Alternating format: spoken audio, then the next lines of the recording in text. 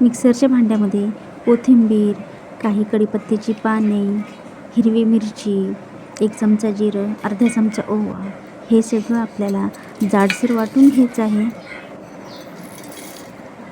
जाडसर वाटून घेतल्यानंतर दुसरीकडे एका ताटामध्ये आपल्याला 1 वाटी ज्वारीचं पीठ, पाव वाटी गव्हाचं पीठ, पाव वाटी तांदळाचं पीठ आणि पाव वाटी बेसन सगळं मिक्स करून घ्यायचं आहे. आणि त्यामध्ये जाईल पाव चमचा हळद, चवीपुरते मीठ आणि मिक्सरमधून वाटून घेतलेले जे वाटण आहे ते देखील आपल्याला इथे मिक्स करून घ्यायचं आहे. या पद्धतीने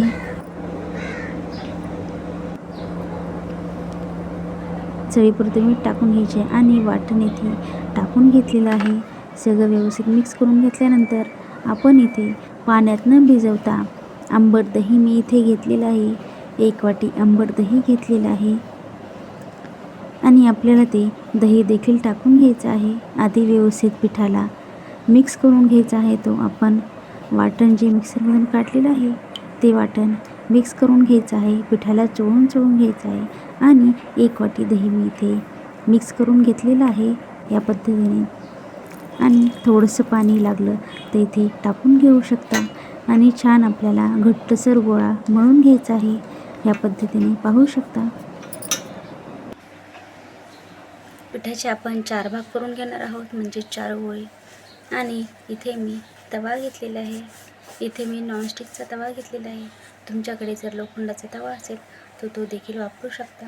तव्याला तेल लावून घ्यायचं आहे आणि आपण जे पीठ भिजवलं होतं त्यातला एक गोळा घ्यायचा आहे आणि छान पातळसर थापून घ्यायचं आहे. या पद्धतीने थापून घेतल्यानंतर मध्यभागी आपल्याला होल करून घ्यायचे आहेत आणि त्या होलमध्ये आपल्याला तूप सोडून घ्यायचं आहे. 1 चमचा तूप सोडून घ्यायचं आहे आणि तूप सोडून घेतल्यानंतर गॅसवर ठेवून घ्यायचं आहे आणि वरती झाकण ठेवून 5 मिनिट आपल्याला वाफ काढून घ्यायची आहे. म्हणजे छान खरपूस भाजून घ्यायचं आहे थालीपीठ. छान सुंदर लागतं चवीला दह्यातले थालीपीठ. पाहू शकता इथे 5 मिनिट झालेले आहे.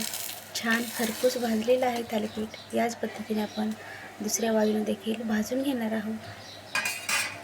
दुसऱ्या बाजूने देखील थोडंसं तूप टाकून घ्यायचं आहे आणि भाजून घ्यायचं आहे. या पद्धतीने 1-2 मिनिटानंतर थालीपीठ तयार होतं. दुसऱ्या साईडने 2 मिनिट भाजून घ्यायचं आहे. पाहू शकता सुंदर खरपूस भाजलेलं आहे दह्यातलं थालीपीठ. तुम्ही या पद्धतीने कधी केले आहे का? आणि जर केले नसेल तर नक्कीच करून पहा. आणि वेळात वेळ काढून माझी रेसिपी पाहिली त्याबद्दल खूप खूप धन्यवाद. आणि तुमची रेसिपी कशी झाली हे नक्कीच मला कमेंट बॉक्समध्ये सांगायला विसरू नका. धन्यवाद.